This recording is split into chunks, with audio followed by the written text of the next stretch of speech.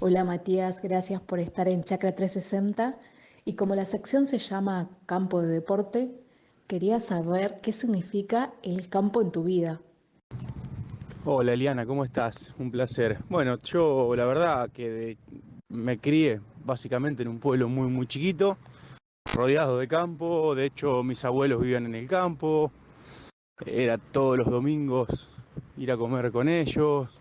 O algún día de semana tenía mi primo que también vivía en el campo, entonces, o muchos amigos que iban a la escuela del campo. Entonces es como que uno se ha criado rodeado de lo que es la vida campestre, la naturaleza.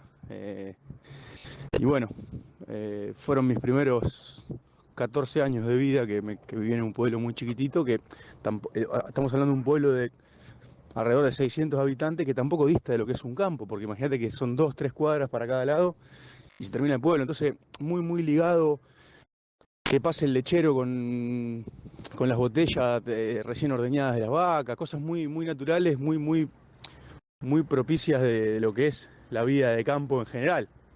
Por eso te digo que si bien era un pueblo muy chiquitito, eh, estaba muy ligado.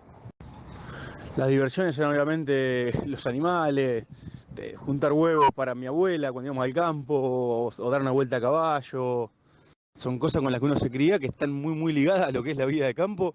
Y para nosotros era un mundo, un parque de diversiones, porque imagínate que la vida de pueblo muy tranquila, pero claro, dar una vuelta a caballo, o irte en bicicleta por caminos de tierra interminables, o tener la quinta, la huerta o las plantas de fruta y comer de las plantas, comer las hojas de lechuga que crecían en la quinta. Era todo la verdad que era todo, ha cambiado un poco eso, ¿no? Y se extraña.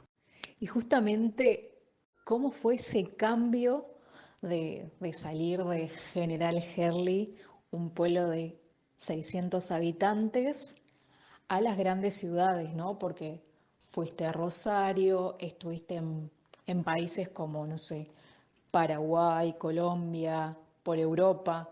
¿Cómo fue ese cambio de estar ligado al campo a el bullicio de la ciudad, que es totalmente diferente?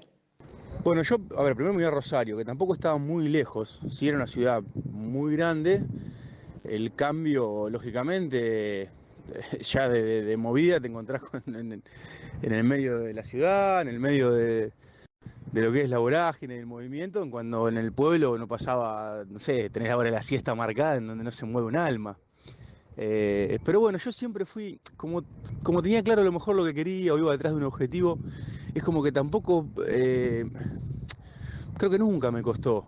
Siempre fui bien predispuesto, siempre fui abierto a nuevas experiencias y gracias a Dios me ha tocado vivir en lindas ciudades, porque de Rosario me fui a Asunción, estuve en Atenas, estuve en Amberes, en Bélgica, estuve en Cali, en Colombia, volví a Mar del Plata, estuve en Córdoba, estuve en Newcastle, todas ciudades, o sea, medianamente grandes para grandes, pero lindas, la mayoría costera o con un río al lado, con naturaleza. Entonces es como que, te vuelvo a repetir, la buena predisposición, porque yo estaba siguiendo mi sueño, que era en su momento el fútbol, es como que nunca me costó, nunca sentí que extrañaba, nunca. A ver, uno siempre vuelve, de hecho yo ahora estoy en Argentina y me la paso yendo al pueblo. Pero es como que siempre tuve buena predisposición para las ciudades y me encanta. La verdad que de todas tengo un gran recuerdo, a todas las sentí mi casa y eso está bueno. Y hablando de recuerdos, ¿qué recuerdos tenés en tus comienzos como futbolista? Y el cambio es importante porque uno pasa de jugar una liga de pueblo, donde por ahí a lo mejor se destaca un poco y ya llegas a un lugar en donde están los mejores jugadores de toda la zona. Yo me acuerdo tenía 14 años, 14 para 15, y era un desafío importante porque claro, a ver, y todo lo que trae aparejado el mudarse a otra ciudad, lo bueno fue que viví una experiencia hermosa en la pensión del club, que estábamos todos, o sea, éramos 30 pibes de todo el país, que estábamos todos de diferentes edades, que estábamos todos en la misma, que terminan siendo tus hermanos, porque te empezás a apoyar, empezás a hablar, empezás a conocer diferentes realidades. Entonces, y bueno, futbolísticamente también, ya empezás a jugar. Yo que por ahí era de un pueblo y que uno siempre ve los clubes grandes, empezás a jugar los clásicos con Central, jugás con Boca, jugás con River, jugás con Independiente, San Lorenzo, empezás a viajar a Buenos Aires.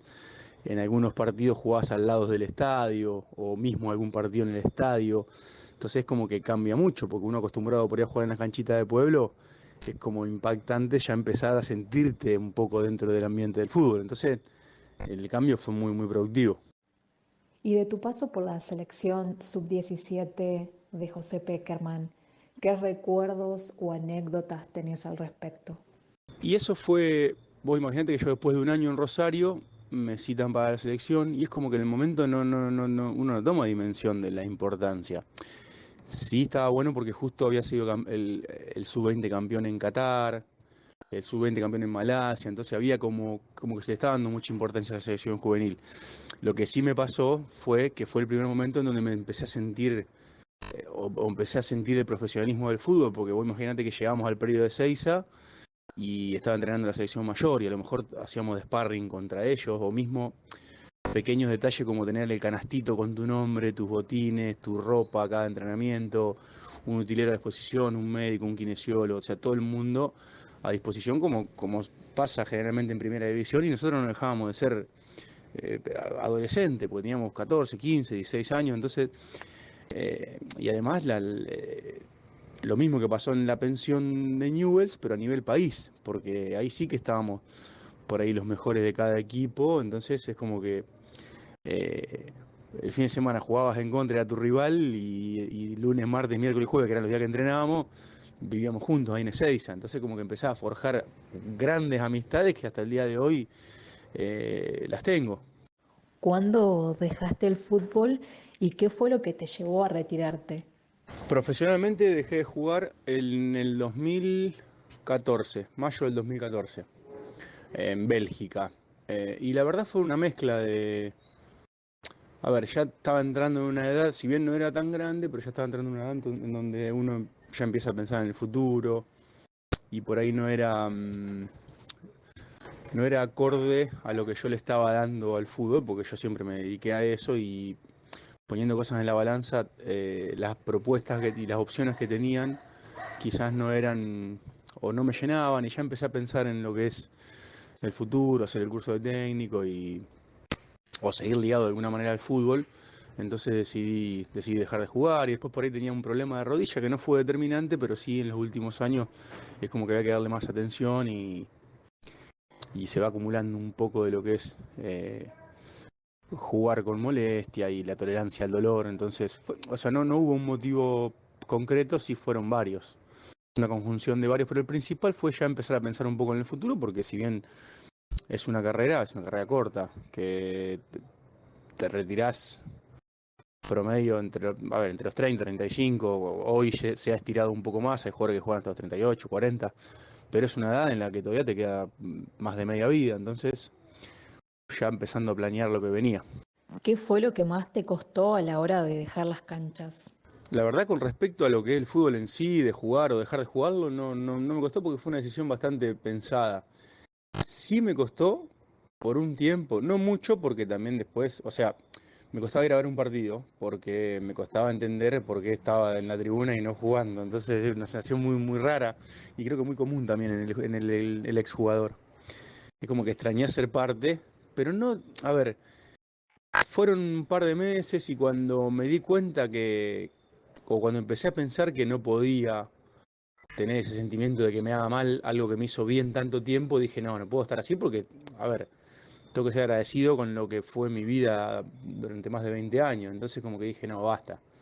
Y ahí sí empecé a ir a la cancha, de hecho, bueno, después empecé a trabajar en el fútbol, a ser entrenador, a trabajar por ahí de traductor, de asistente de jugadores, y incluso estando ahí en Inglaterra, era todos los fines de semana ir a la cancha, a ver partidos de ahí en Newcastle, o por ahí me iba a Londres a ver algún partido en Londres, pero sí, casi todos los fines de semana. Entonces, es como que fue temporario, fueron 2, 3 meses que me costaba, pero después como que no me lo permití tampoco, porque digo, no puedo tener un sentimiento negativo hacia algo tan que me hizo tan bien y que me gusta tanto y que me hace tan bien hoy, hasta el día de hoy. Ese fue un poco lo único. Después con respecto a dejar de jugar, no porque no, ya lo había pensado. Hiciste el curso de técnico y terminaste dirigiendo las infantiles de Newcastle. ¿Cómo surgió esa chance? Sí, yo me retiro en Bélgica y me voy primero a visitar a Fabrizio Colocini, amigo del Sub-17, que estaba jugando en Inglaterra. O sea, me fui a pasar una fiesta, a ver un par de partidos y después me terminé mudando para allá porque me surgió la idea de hacer el curso y yo hablo inglés de que soy chico, entonces me quedaba más cómodo hacer el curso en Inglaterra que en Bélgica. Y me mudé y empecé a trabajar en el club porque yo cuando llego empiezo a trabajar en una universidad, ¿no? Jugaba y estaba haciendo un máster y jugaba, y me daban como una especie de beca.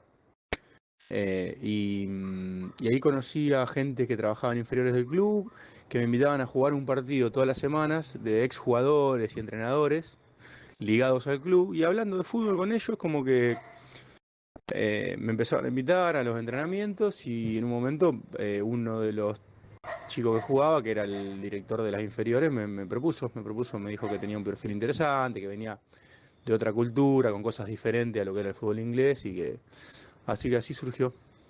Una gran experiencia, la verdad. En la actualidad, ¿seguís ligado al fútbol?